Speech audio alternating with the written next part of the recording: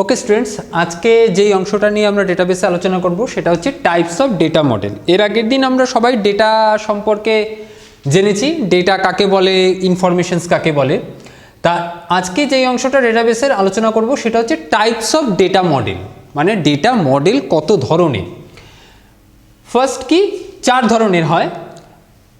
1 নম্বর কি, হায়ারিক্যাল data model. 2 নম্বর relational data model. 3 নম্বর হচ্ছে entity relationship ইয়ার model. আর 4 নম্বর হচ্ছে অবজেক্ট ওরিয়েন্টেড ডেটা মডেল। আচ্ছা, তো ফার্স্টে আমরা আলোচনা করি hierarchical data model. Hierarchical data model কি, আগে ডেফিনেশনসটা পড়ি। কি বলেছে, this is data models reassembles a family tree layout. Your data entries look like parents or children's and branch off from other data that share a relationship with them। মানে বলেছে হায়ারিক্যাল data মডেলটাকে অনেকটা looks like tree structure, এর জন্য বলেছে tree layout. Looks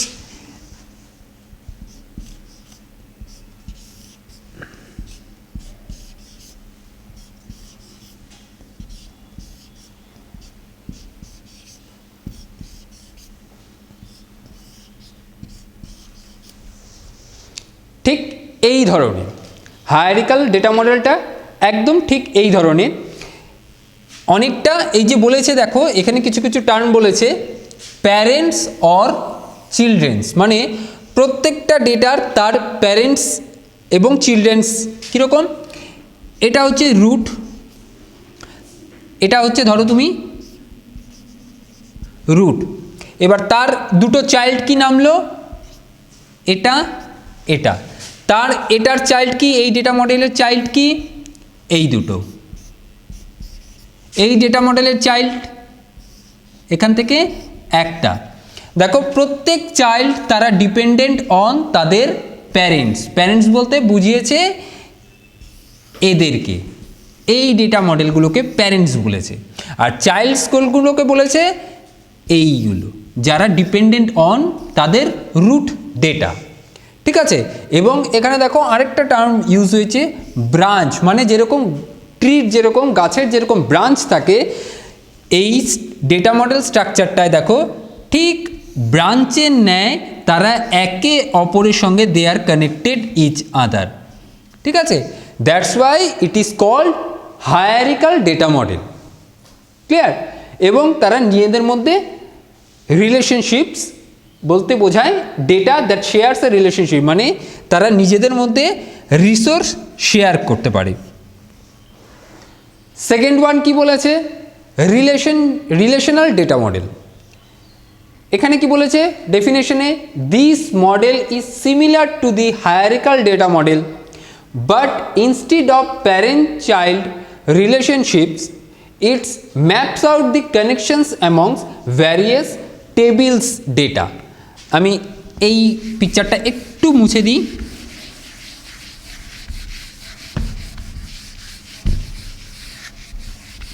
same as hierarchical model, কিন্তু relational মডেলটা হবে যখনই রিলেশনশিপসের কথা বলবে বা রিলেশনাল ডেটা মডেলের কথা বলবে, একদম তোমরা মাথায় বসিয়ে নেবে আমাদের এই ডেটা মডেলের স্ট্রাকচারটা হবে একদম বেসড অন টেবিলস, মানে ট্যাবুলার ফরম্যাট। সব থেকে ভালো কিওয়ার্ড যেটা ইউজ হয় এখানে, এটাকে বলে ট্যাবুলার ফরম্যাট।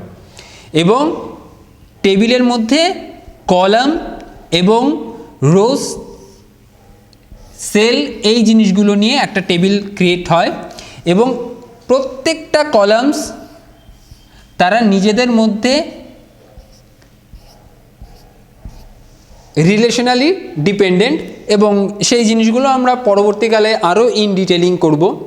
তো এখনকালই জেনে রাখো কি বলেছে, this model is similar to the hierarchical model, hierarchical data model but instead of parents child relationships, মানে এখানে প্যারেন্ট চাইল্ডের বদলে আমার এখানে ডেটা স্ট্রাকচারটা কিভাবে সুসজ্জিত থাকে, বেসড অন ট্যাবুলার স্ট্রাকচার। ঠিক আছে, তো আমরা কি পড়লাম এখন, দুটো স্ট্রাকচার পড়লাম, hierarchical data model and relational data model.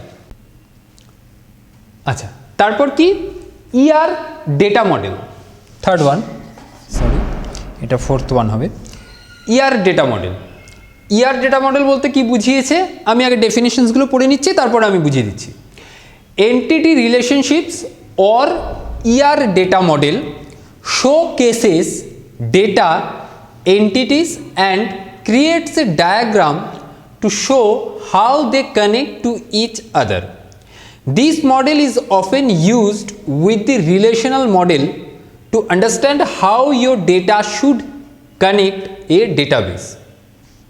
ঠিক আছে, তারপর কি অবজেক্ট ওরিয়েন্টেড ডেটা মডেল, এটা কি বলেছে, these design methods makes complicated real world data points more legible by grouping entities into class hierarchy, full stop. তারপর you will often find object oriented design in the early stages of multimedia technologies.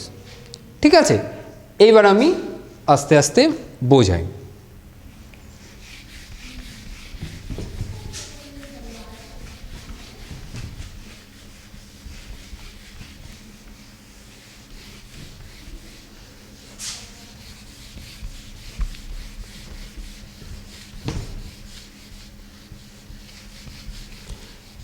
Year data model, ইয়ারের full form কি, very important, এটা জেনে রাখবে, entity. আগে আমাদের ইয়ার model জানার আগে জানতে হবে হোয়াট ইজ এনটিটি। এনটিটি কাকে বলে? এনটিটি হচ্ছে একটা object which is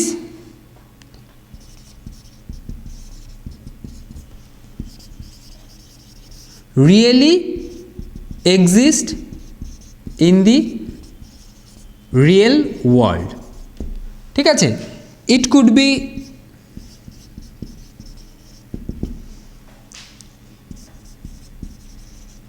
human, car, tree,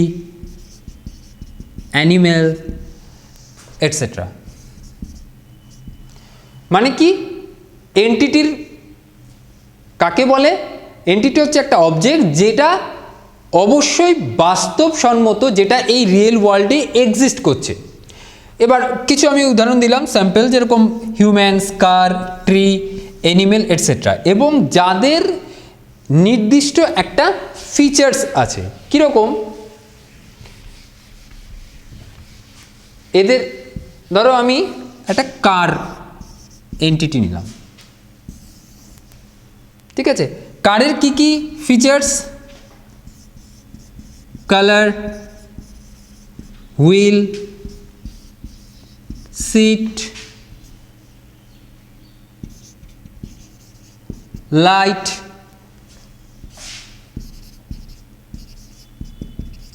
engine. এইগুলো কি কারের ফিচার্স, অথবা টেকনিক্যাল টার্মে এদেরকে বলা হয়, মাথায় রাখবে, ভেরি ইম্পর্টেন্ট, অ্যাট্রিবিউটস। ঠিক আছে, এবার পরবর্তীকালে আমরা এইগুলো নিয়ে আলোচনা করব ইন ডিটেলিংয়ে। তাহলে আমরা বুঝতে পারলাম এনটিটি কাকে বলে। এনটিটি হচ্ছে সেই অবজেক্টটা, যেই অবজেক্টটা রিয়েলি এক্সিস্ট করছে এবং which has a features or attributes. এবার এই এনটিটি ডেটা মডেল হচ্ছে এনটিটি রিলেশনশিপস, বলতে একটা এনটিটির সঙ্গে আরেকটা এনটিটির যোগাযোগ বা রিলেশন, কীভাবে তারা ডিপেন্ডেন্ট, মানে connected, they are connected each other, সব থেকে ভালো টার্ম এটাই ডেটাবেসে, how they are connected each other, এটা হচ্ছে এনটিটি রিলেশনশিপস এটা।